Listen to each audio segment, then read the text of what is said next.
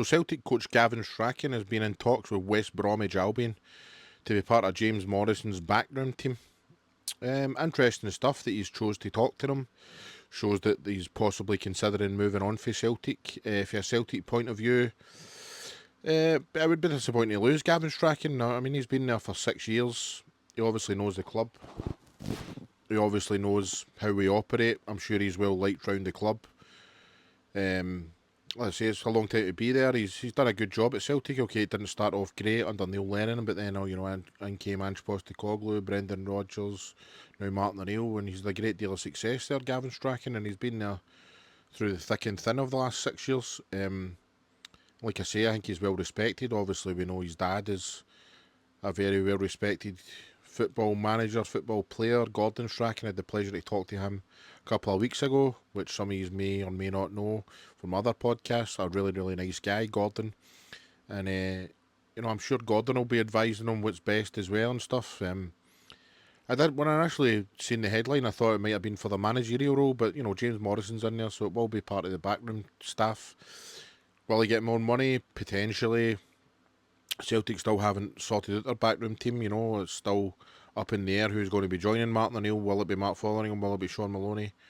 Will Gavin Strachan still be there? We just do not know what's going to happen here. But as for Gavin, if he decides to move on, I'll wish him nothing but the best. I mean, because I always like to see people, even once they move on for Celtic, unless they leave in a horrible manner or whatever, but if they go on to make more money and, to what they deem as better success and stuff like that, then I've got nothing against them, as long as they don't down tools like some players have done in the past and some managers have done in the past, as in last year.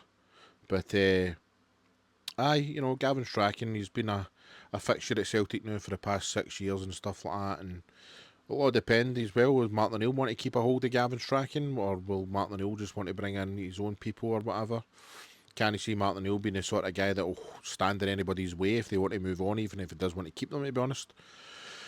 And it'll be interesting to see what the Celtic board do. If Gavin Strachan does move on, we need to get somebody in quickly. That's us now. We're going to have a major rebuild into the actual first team squad, but now as well, it's looking like we might have to make a rebuild in the backroom staff. So there's so much work for Celtic to do that we can't really afford to keep losing people, backroom staff, players or whatever it may be. We need to, they keep going on about this unity. There's only going to be unity if, we have a club there that's united and players that are capable of playing and managers and backroom staff that are getting well backed and looked after, do you know what I mean? All this penny pinching that's been happening now, and apparently they've offered Mark Fotheringham and Sean Maloney a wage decrease to stay there, even though they've just come on the back of success. You can't be doing that. If somebody brings you success, you've got to back them. You've got to show that intent, and it's all just because we're paying off a man who was a complete failure in Wilfred Nancy. And if these reports are true, then, I mean, it's just not good enough. And I just want to talk a wee bit about Stephen McGowan as well. It's Stephen McGowan that's broke this news about Gavin Strachan. Clearly, he is the man when it comes to all Celtic news now. I'm not saying that he's never been that man, but it seems to be now that he is breaking all these headlines and stuff like that. So obviously he's connected to somebody at the club, whether that be Martin O'Neill. Somebody clearly inside Celtic respects Stephen McGowan to give him the nod over everything and everybody. So that's good. I don't mind that, as long as he's no divulging information that Celtic don't want him to divulge. I'm happy with that. But aye, interesting. Another day, and it's just more possible departures at Celtic instead of anybody coming in.